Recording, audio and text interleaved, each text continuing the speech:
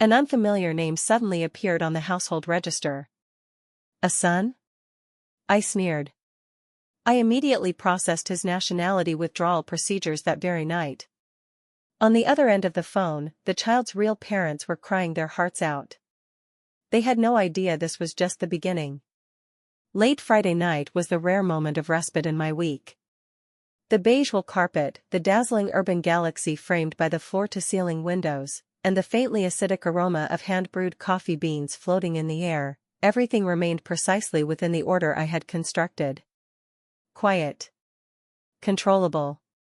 As an architect, I was obsessed with this sense of stability woven by lines, structures, and logic. Until the moment I opened the drawer in my study, retrieving the long-unused maroon household register to verify an asset certificate. Fingers flipped through the pages, eyes casually scanning. Then, frozen. On the permanent residence registration page, an extra line of text inexplicably appeared beneath my name. Name, Leo. Relationship to household head, son. Son? I nearly burst out laughing, yet my chest felt as if filled with dry ice, cold and swollen, each breath accompanied by a sharp sting.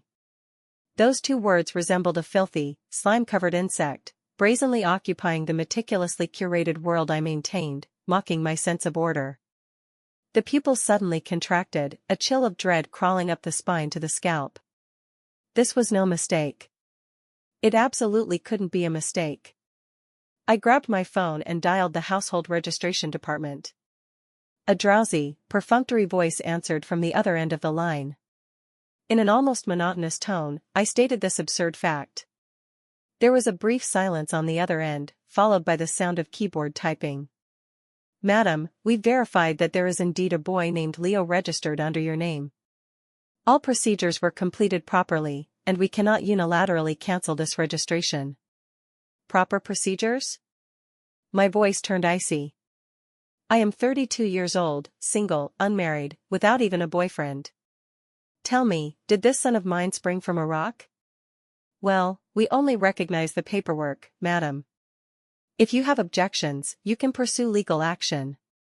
The person on the other end began evading responsibility, their tone laced with bureaucratic impatience.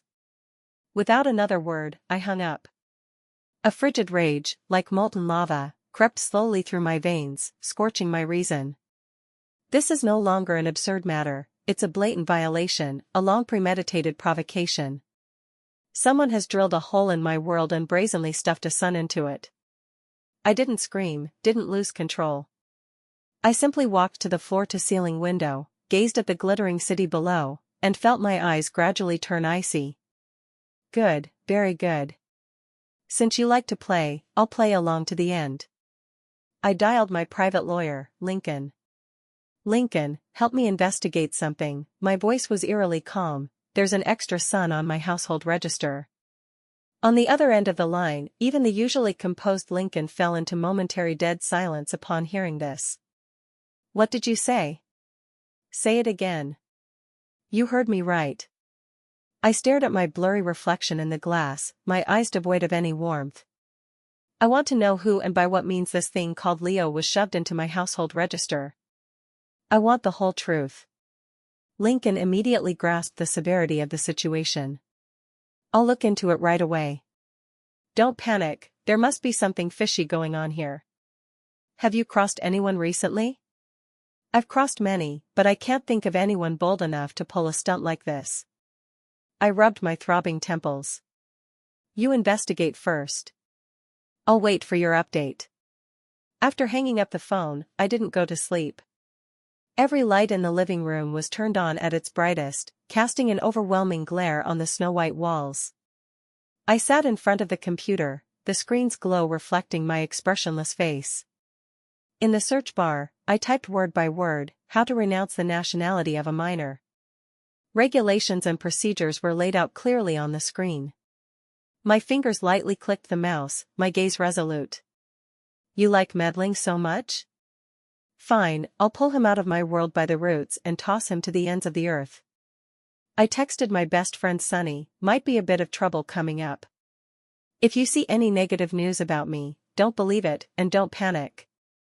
Sunny replied almost instantly, "Did you piss off someone tough again? What do you need me to do?" "Not for now. Just enjoy the show." I turned off my phone as the faint dawn light seeped in.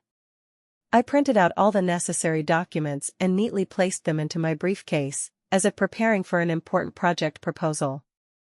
Except this time, the proposal's theme was eliminating garbage. I changed into a sharply tailored black suit, faced the mirror, and forced a cold smile. The game had begun. In the service hall of the relevant department, the clamor of voices filled the air, thick with a stifling atmosphere. I took a number and sat quietly in the waiting area, like an emotionless statue. When it was my turn, I pushed a thick stack of documents toward the counter staff. "Hello, I'm here to apply for the citizenship renunciation procedure for my son, Leo."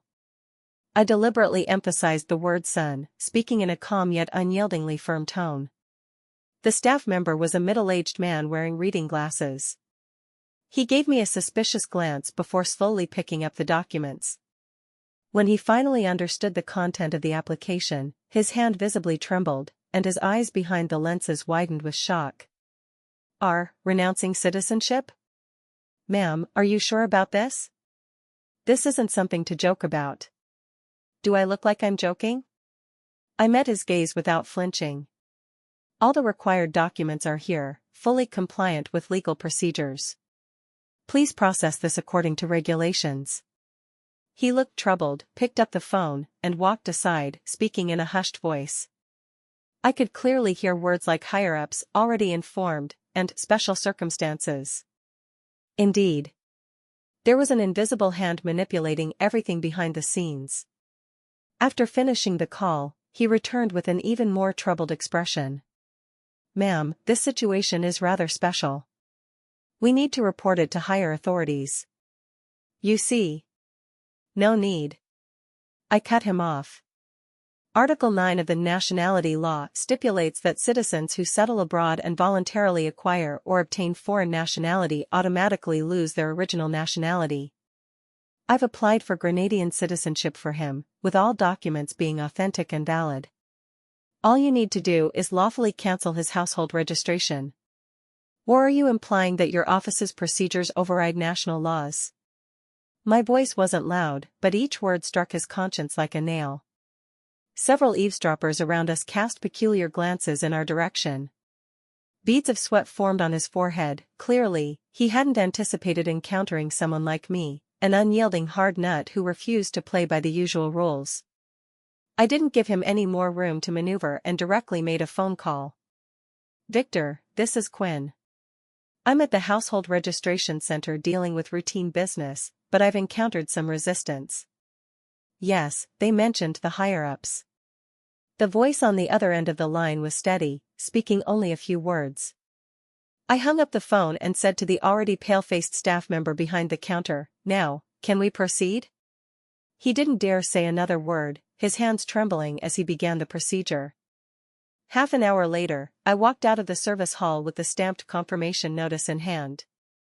The sunlight was a bit harsh, but I finally felt a bit of the pent-up anger in my heart dissipate. Back at my studio, I had barely sat down when an unknown number called. I answered and pressed the record button. The phone immediately erupted with heart-wrenching screams, a woman's voice, thick with a rural accent. "You heartless wretch! How could you do this to my Leo? Have you no conscience? He's just a child." I held the phone slightly away from my ear and waited for her shrieking to pause before speaking coldly. "Who are you?" "Who am I? I'm Leo's mother." "You butcher, you cancelled his citizenship, you've ruined his entire life." "Oh, Daisy, is it?" I chuckled lightly. "Since you're his mother, can you explain why your son appears on my household registration, listed as my son?"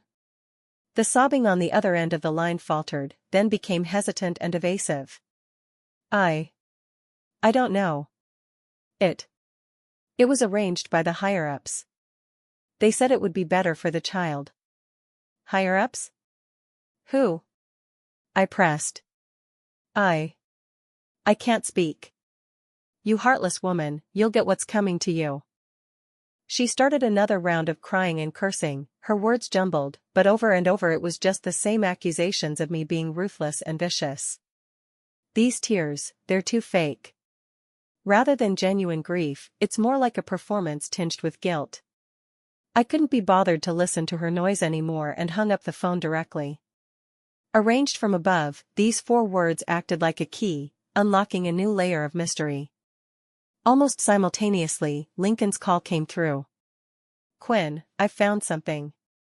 The person who processed your household registration was a deputy from the Municipal Bureau, recently promoted. Moreover, Leo's birth information is extremely vague. The hospital listed is a long-shuttered private clinic, completely untraceable." "I understand."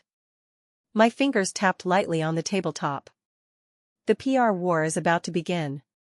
No sooner had I spoken than a message from Sunny popped up on WeChat, accompanied by a link. Shocking scandal. Famous female architect Quinn revealed as heartless birth mother, abandoned her own child to marry into wealth.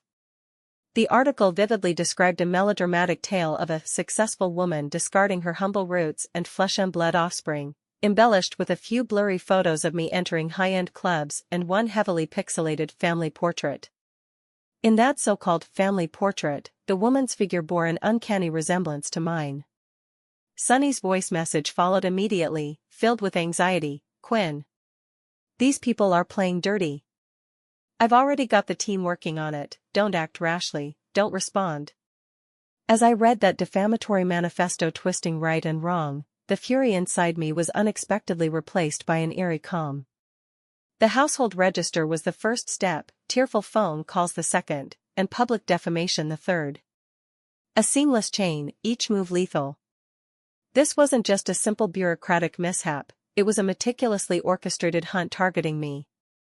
And I was the prey being driven into a corner. Unfortunately, they didn't know. This prey could bite. Public opinion spread faster than I'd imagined. Heartless, viperous woman. All sorts of vicious labels came at me like snowflakes. The studio phone was flooded with calls, partners started making veiled inquiries, and even the security guard downstairs looked at me differently. Sunny mobilized all her PR resources to delete posts and suppress trending topics, but the opposing side operated like a well-trained army. Online trolls swarmed in waves, and scandals emerged one after another, as if they had an endless supply of ammunition. They even dug up a past relationship from my college days, embellishing and twisting it into proof that I was promiscuous with a history of misconduct. Sitting in my office, staring at the flood of vile insults on my computer screen, my heart remained as calm as a deep well. Angry? Of course. But more than that, I felt a burning surge of determination. Lincoln's investigation has also reached a deadlock.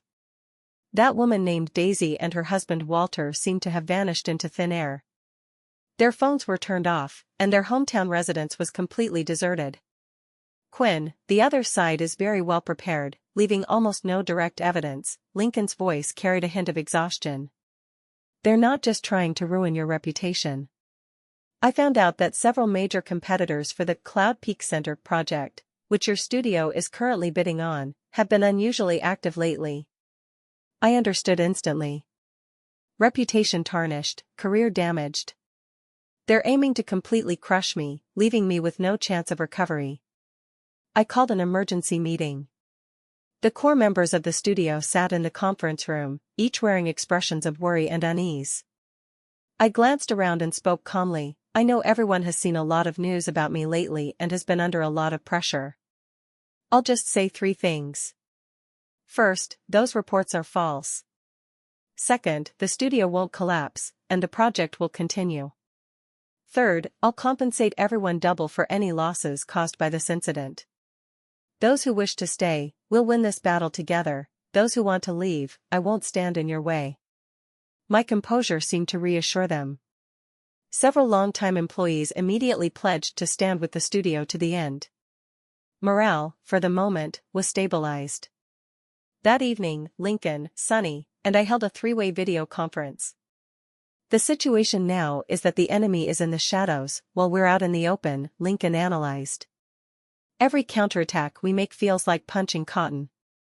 They know exactly where our weak spots are. Gritting her teeth, Sunny looked indignant. These people are too underhanded. Quinn, why don't we just hold a press conference and expose the household registration issue, saying you're also a victim? I shook my head. No. Right now, we don't have any direct evidence pointing to the mastermind behind this.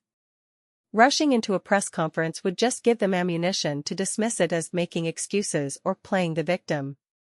They'd love nothing more than for us to lose our cool. I stared at the two figures on the screen and said word by word, from now on, we hold our ground.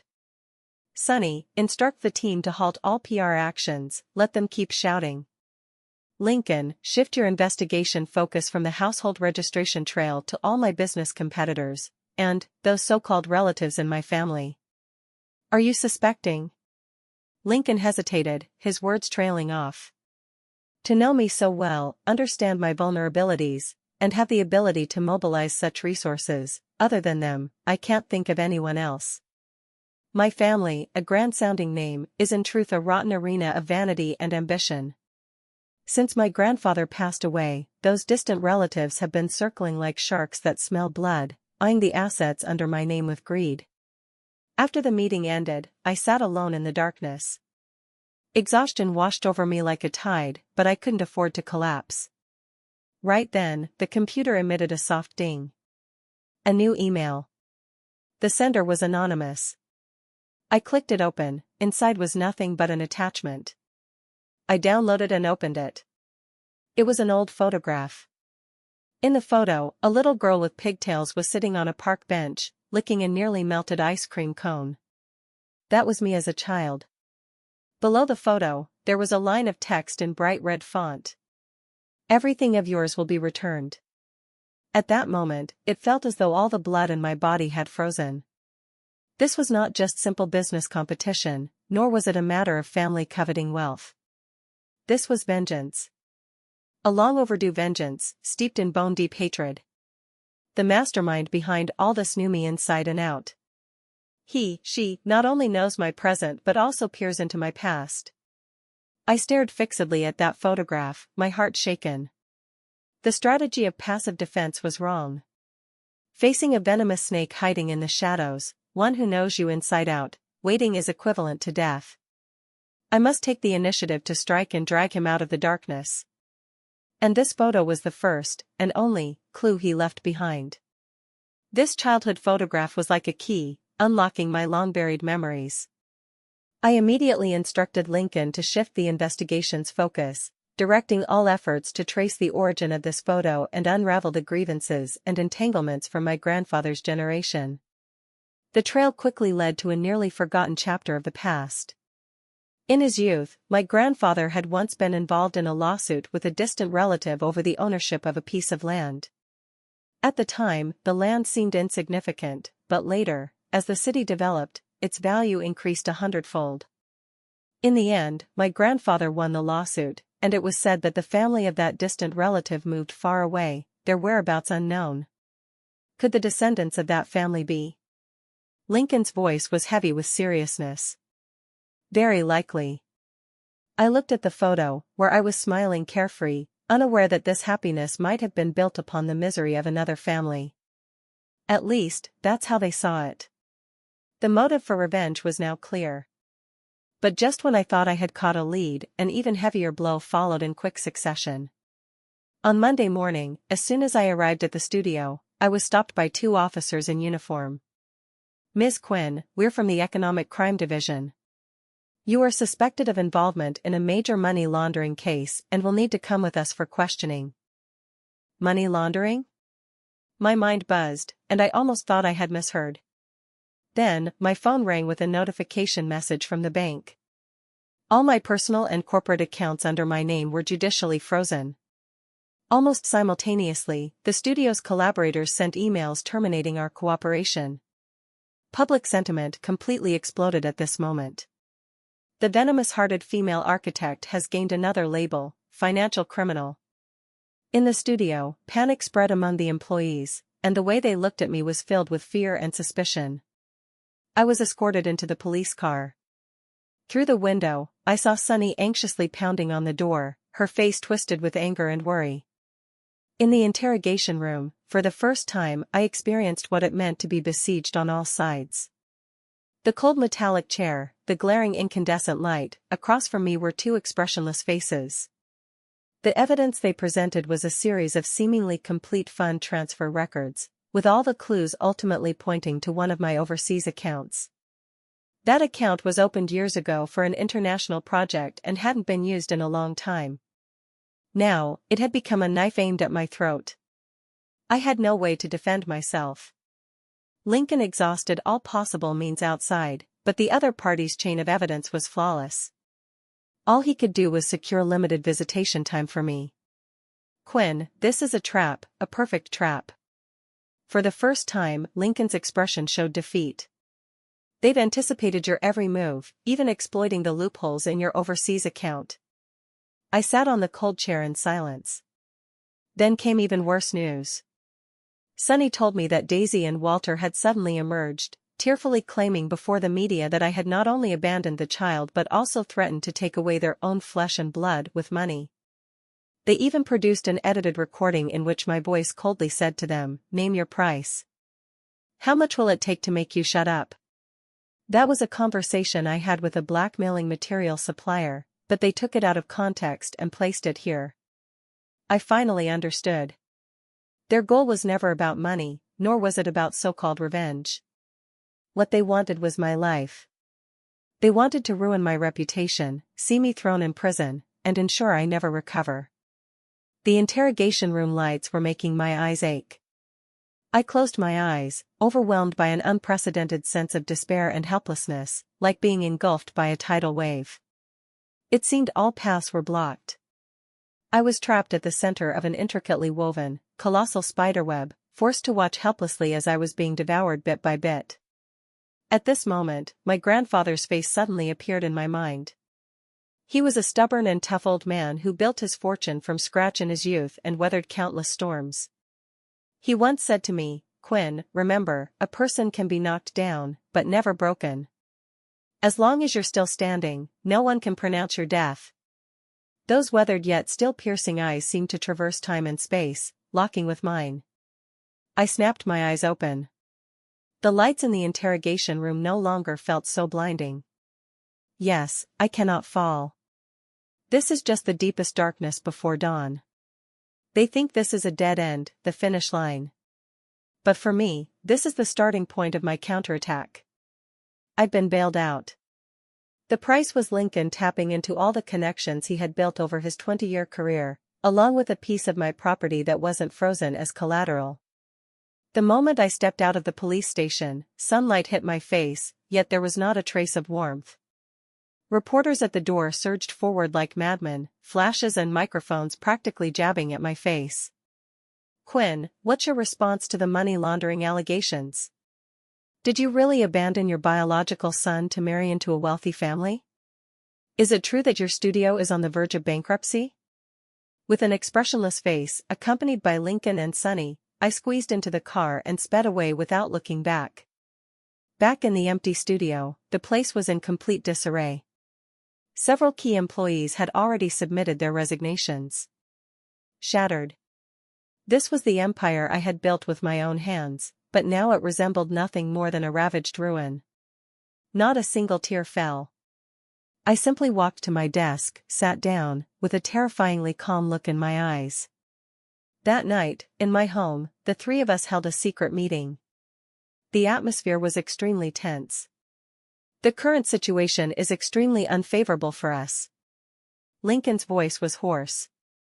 "The money laundering case is airtight, their evidence is too solid to overturn. As for public opinion, we're already nailed to the pillar of shame." Sunny's eyes were bloodshot as he slammed his fist into the couch.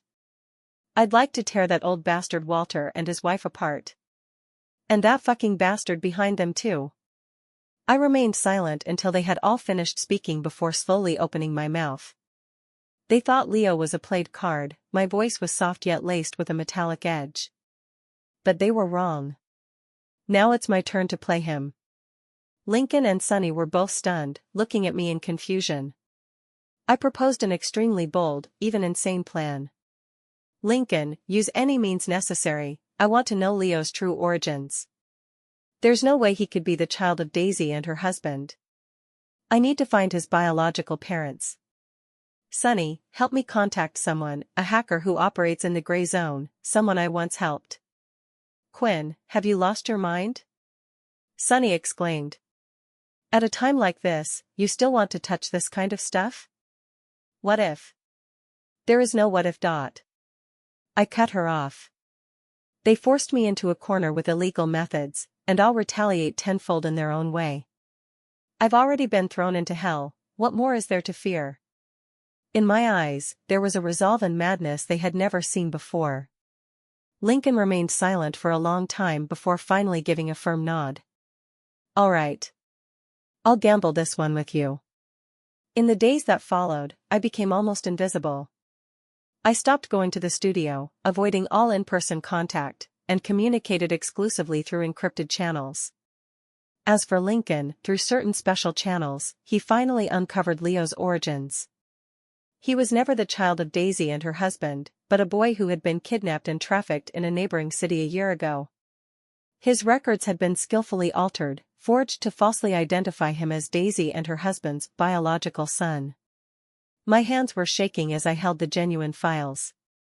It wasn't anger, but excitement at finding a breakthrough point. I immediately had Lincoln contact Leo's biological parents. They were an ordinary couple from the countryside who had spent all their savings searching for their child, now looking haggard and exhausted.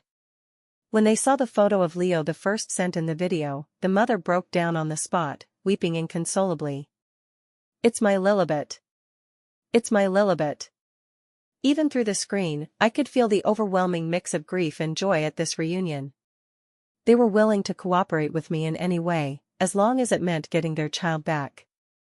On the other side, Sonny also got in touch with that hacker. I forwarded him the anonymous email and the so-called money laundering fund flow path provided by the police. I had only one request: find the source, find the mastermind behind it all. Like a hunter lurking in the shadows, I patiently set up my trap. I had Sonny's team subtly spread some rumors online about suspicious irregularities in the wealthy money laundering case, and the real victim might be someone else. I also used Lincoln's channels to anonymously send Leo's true story of being trafficked, along with video clips of his distraught parents searching for their child, to a few reputable media outlets known for their investigative journalism. Every step was like walking on a knife's edge. Every step could lead to utter ruin. But I had no way back now. Since they pushed me off the cliff, I'll dig them an even deeper grave at the bottom. It wasn't me who sparked the public outcry, but rather an in-depth report titled The Manufactured Orphan, A Long Journey Home for an Abducted Child. The report, told from the perspective of Leo's biological parents, a sincere rural couple, detailed their heartbreaking year-long search for their son, and how they discovered their child had somehow become the illegitimate son of famed female architect Quinn. The article didn't directly attack me, even maintaining a tone of sympathy toward my situation, implying I was also a victim of this conspiracy. But all accusations were precisely aimed at the fake parents, Daisy and Walter. A single stone raises 1,000 ripples. The public's fury instantly shifted from vilifying me, the cold-blooded birth mother, to a raging fire against the human traffickers and masterminds behind the scenes. My God! This is even more bizarre than fiction. Those old bastards are downright animals. They'd do anything for money. I always said Quinn didn't seem like that kind of person. There was actually such a huge conspiracy behind it. Public opinion completely reversed overnight. Daisy and Walter went from being victims who garnered sympathy to being universally despised scoundrels. The police quickly intervened and summoned the two for questioning. Under intense social pressure and police interrogation, this rural couple, blinded by greed, quickly broke down psychologically. They confessed the person who had put them up to it. It was Mr. Mason who told us to do this. He said we'd get $500,000 after the job was done. Mason. That name finally surfaced. My distant cousin, that hypocrite who had always been full of jealousy and resentment toward me since childhood, yet maintained a gentle smile on his face. As expected, it was him. Mason's legal team reacted swiftly, immediately issuing a statement flatly denying all allegations, and claimed it was malicious slander by those with ulterior motives. But no one believed it anymore. Due to the doubts surrounding Leo's identity, my money laundering case was temporarily put on hold, and the police began re-examining all the evidence. Just then, my hacker friend sent me an encrypted file. He succeeded. He had not only traced the IP address of the anonymous email to Mason's company. He also uncovered the true flow of the money laundering funds that were framed on me. After being transferred from my overseas account, it passed through shell companies in over a dozen countries and ultimately flowed back into a secret account of Mason's father-in-law's company. The evidence was undeniable. I handed over this report, along with the testimonies of Daisy and her husband, to Lincoln and the police. A meticulously laid trap was slowly closing in on Mason. He started to feel uneasy. First, he sent people to harass and vandalize my residence and studio, attempting to intimidate me. I was well prepared, with all the cameras recording everything. Then, he tried to bribe Lincoln with a large sum of money to drop my defense. Lincoln played along, pretending to comply while secretly recording all their phone conversations. Mason, like a trapped beast, began to struggle frantically. The more he struggles, the more flaws he reveals. Sitting at home, reading the online condemnations of Mason that Sonny sent me, a cold smirk curled at the corner of my lips. Mason, you've set up such an elaborate scheme to drive me to my death. Now it's your turn to taste what it's like to be dragged into the abyss. Mason has been summoned by the police. But he stubbornly refused to admit it. Relying on his powerful legal team and the connections he had built over the years, he forcibly shifted all the blame onto Daisy and her husband, claiming that he too had been used by them. He was too cunning. He left behind no direct, incriminating evidence. The case seemed to have reached another deadlock. I knew I had to deliver the final, fatal blow. I asked Lincoln to do one thing, to retrieve a long-forgotten family archive. A few days later, Lincoln found me with a yellowed document in hand. It was my grandfather's diary from back then and a previously undisclosed record of an oral will. The truth was finally revealed. Mason's true intentions were far more obsessive and insane than I had imagined. It turned out that back then, my grandfather and Mason's grandfather were locked in an irreconcilable dispute over that piece of land. Although my grandfather eventually won the lawsuit, he couldn't bear the guilt and secretly made an oral will, promising to bequeath 30% of his estate to Mason's father as compensation after his passing. But this oral will was only known to a few elders in the family and was never formally documented. Later, grandfather suddenly passed away from an illness before he could formally draft a written will. According to the law, as the sole direct heir, I inherited the entire estate. Mason's father, deeply distressed over this matter, also passed away from illness a few years later. Mason grew up immersed in this atmosphere of resentment, believing the family had been wronged and their property unjustly taken. He believed that everything I possessed should rightfully have been his share. He saw me as a thief who had stolen his family's wealth. Hence, he wanted to take it back. He aimed to destroy me and reclaim everything he believed was rightfully his. As I read that diary, a mix of emotions overwhelmed me. There was shock at Mason's paranoia, as well as helplessness toward the old grievances of our family. But not a trace of guilt stirred in my heart. Grandfather's kindness should not become an excuse for his descendants' greed and crimes. I had Lincoln quietly disclose the background of this diary and the oral will to a reliable financial journalist. This time, the bombshell of public opinion exploded in the business world. A man who resorted to despicable means like child trafficking and framing others for revenge over so-called generational grudges saw his credibility and character instantly collapse. The public now has a completely new and even more contemptuous understanding of his motives. Cracks began to appear in Mason's business empire. His company's stock price plummeted, longtime partners distanced themselves from him, and banks started demanding loan repayments. He found himself in an unprecedented crisis. Late at night, I received an email from Mason. It contained only one sentence: "Quinn, you're ruthless. But don't get too cocky, even if I end up with nothing, I'll drag you down to hell with me." I stared at that hysterical threat and expressionlessly dragged it into the trash. Drag me to hell? Mason, you're not even close to having what it takes. I've already crawled out of hell, while your one-way ticket to hell has just begun. The money laundering case reopened.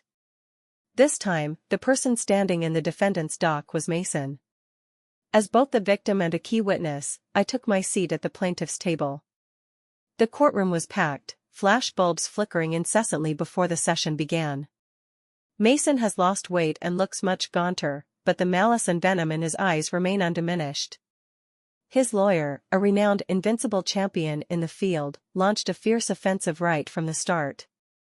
He tried to depict me as a scheming, calculating, avenging goddess skilled at manipulating public opinion, insinuating that the Leo incident and the subsequent reversal in public sentiment were all orchestrated by me, with the aim of crushing Mason in the business competition.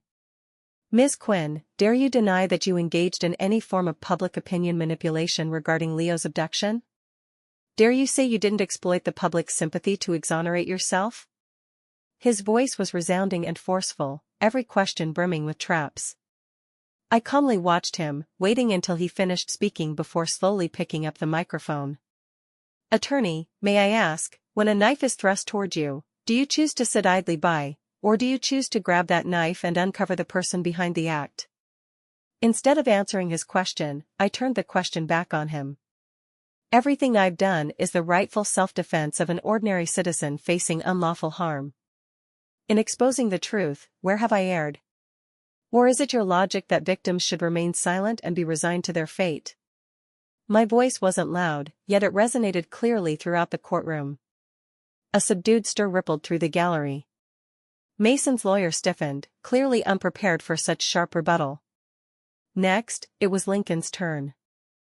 He didn't deliver any impassioned speeches, but like a meticulous scholar, methodically presented pieces of evidence one by one before the judge and jury. Leo's authentic paternity test report. A complete video confession of Daisy and her husband admitting they were bribed by Mason. A detailed flowchart showing how the laundered money flowed out from my account and meandered its way back to Mason's father-in-law's company. Surveillance footage of Mason's henchmen harassing and threatening me. And a complete phone recording of him trying to bribe Lincoln. Each piece of evidence landed like a sledgehammer, crushing Mason relentlessly. His face shifted from initial composure to livid, then deathly pale. I was summoned to testify. Calmly and objectively, I recounted the entire process from discovering the household register anomaly. From receiving threatening phone calls to being framed, the entire ordeal. My composure formed a stark contrast to Mason's increasingly unhinged emotions in the defendant's seat.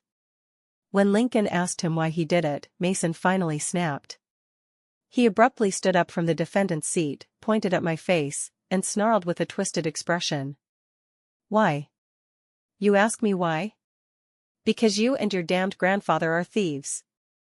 You stole everything that should have belonged to the Wong family. Everything you have now should be mine. Mine."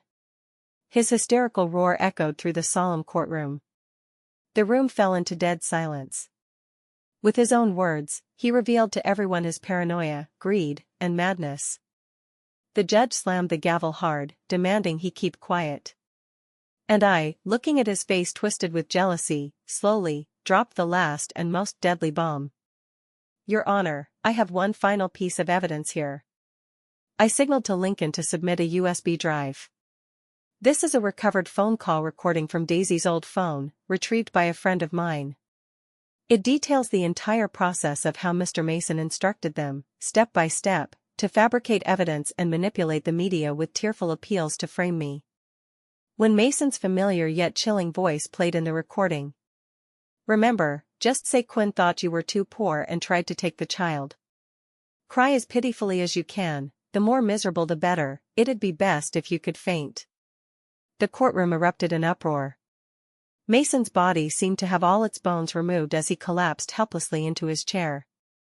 His face was ashen with defeat. He knew it was all over.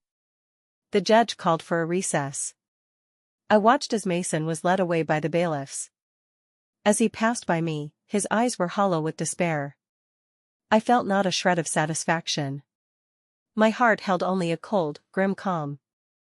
This war, I had won. Won it, thoroughly and completely. The final verdict had been issued. Mason was sentenced to 20 years in prison, the punishment for multiple crimes combined: defamation, false accusation, money laundering, and the crime of inciting child trafficking. His company, after he was imprisoned, quickly declared bankruptcy due to massive debts and scandal. His once arrogant father-in-law, also implicated, was subjected to an official investigation.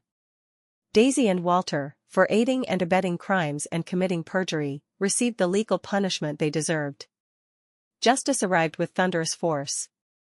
Leo, no, now we should call him Lilibet, has finally returned to his biological parents. The couple, holding their long-lost child, called me in tears, repeating thank you over and over again on the phone.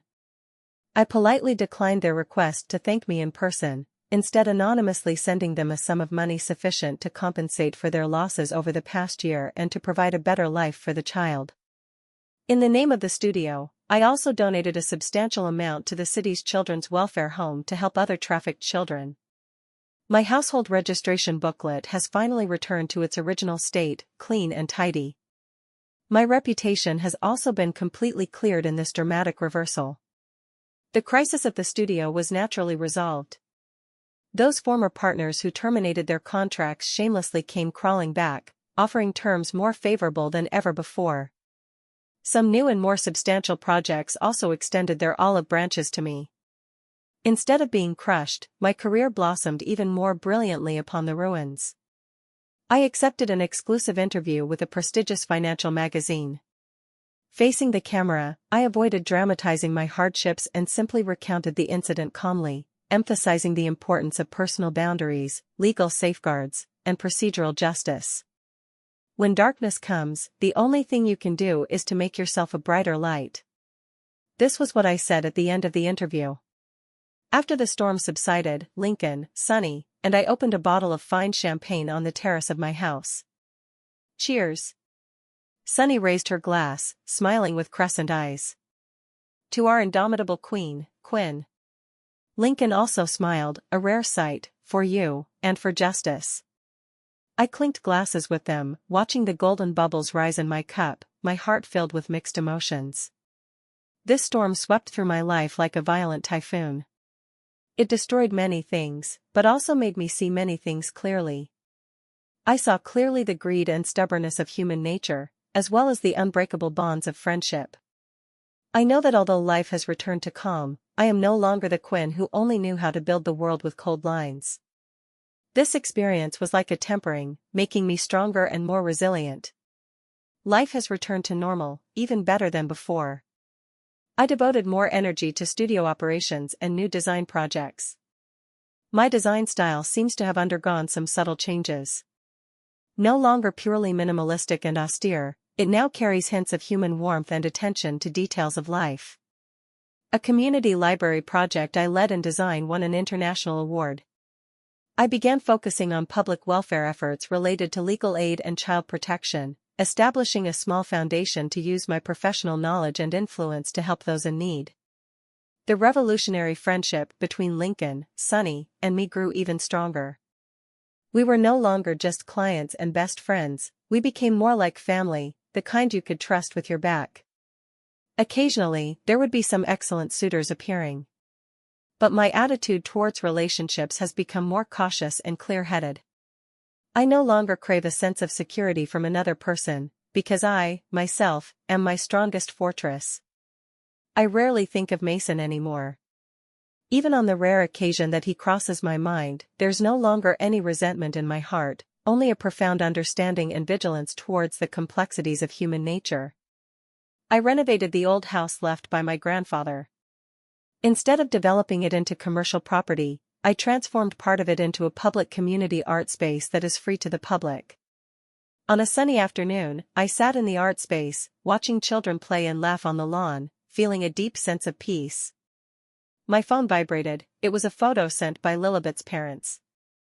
In the photo, the child who was once used as a pawn, wearing a clean school uniform and carrying a backpack, is smiling brightly and healthily. His smile seems to tell me that everything I have done has been worth it. The terrifying ordeal on the household registration booklet is like a deep scar, etched into my life. It reminds me to always stay clear-headed and courageous. It transformed me from an architect constructing worlds in an ivory tower into a truly resilient, wise, and powerful woman forging her path through life's thorny journey. This is not a story about hatred. This is a story about a woman who rebuilt herself, brick by brick, from the ruins, ultimately rising to embrace the sun. Several months later, I received a letter from prison. It was from Mason. The paper was thin, the handwriting scribbled and chaotic, filled with remorse and a sense of reckless despair. In the letter, apart from confessing, he also revealed some gray areas he knew about regarding household registration management and certain fields. He mentioned that cases like his, exploiting system loopholes to fabricate a legal identity for non-existent people, were not isolated incidents. This letter was like a bucket of cold water, dousing the fleeting comfort that had just risen in my heart. I handed the letter to Lincoln. After reading it, his expression turned grave. What he said is true. These legal and institutional loopholes indeed provide opportunities for many criminals. I realized that taking down one Mason wouldn't solve the root of the problem. As long as these loopholes exist, there will always be another Mason, another Leo. Not long after, I accepted an invitation from an in-depth interview program. I chose to anonymously share my entire experience under a pseudonym. I didn't portray myself as a hero, but rather as a lucky survivor. I called on society to pay attention to personal information security and to those dark corners hidden beneath the system. After the program aired, it triggered unprecedented social repercussions. Issues such as household registration management, identity theft, and procedural justice have become hot topics of public debate. Some victims with similar experiences contacted me through the program team. Their stories are even more complicated and tragic than mine. After discussing with Lincoln, we decided to transform the small foundation I previously established into a professional nonprofit legal aid organization dedicated to helping these victims. I realized that my war isn't truly over yet. Personal vengeance is merely the first step. Promoting progress in the entire societal system, ensuring more people never experience the fear and helplessness I endured, is the real meaning of this battle. My story has transformed from a private grudge into a public issue. I have transformed from a victim into an advocate. This made me feel that everything I endured has gained a deeper significance. Spring has arrived with blooming flowers. My studio received a major international collaboration project, requiring me to personally visit Europe for research. Before departure, Lincoln, Sonny, and I had a small gathering at the airport cafe. Sunlight poured in through the massive glass curtain walls as we chatted and laughed, as if the thrilling crisis from the past had never happened. Before boarding, I received an anonymous thank you email. The sender said he was a father who had long suffered from household registration issues, and thanks to my interview program, his problem had gained attention and been resolved by the relevant authorities. I boarded the plane, found my seat, and sat down. The plane taxied slowly and took off. I gazed down at the city shrinking beneath me, a sea of lights sparkling like stars. I took out my phone, and on the screen was a photo of Lilibet's parents sending him from a few days ago, participating in the school sports day. That little figure ran joyfully on the track, an innocent smile as if telling me everything was worth it. I turned off my phone and looked out the window.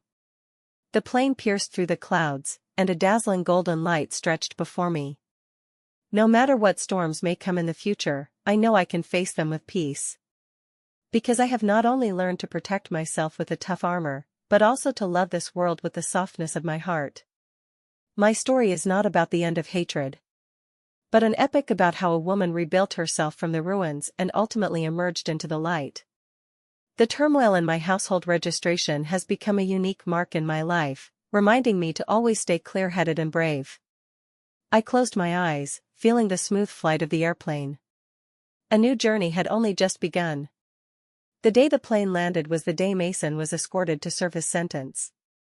I deliberately changed my itinerary, delaying it by 6 hours, just to witness that scene with my own eyes.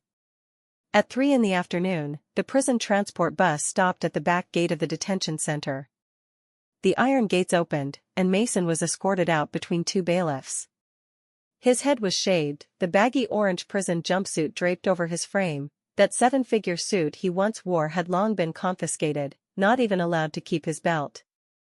The moment he staggered to a stop and lifted his head, he saw me standing 10 meters outside the gate. I was wearing the same minimalist black overcoat as the day I went to the household registration office to deregister his son. I smiled at him, raised my hand, and waved the dark red household register in the air before flipping through it page by page to the resident population section right in front of him. Only me. Clean and clear, with my name, ID number, and householder status.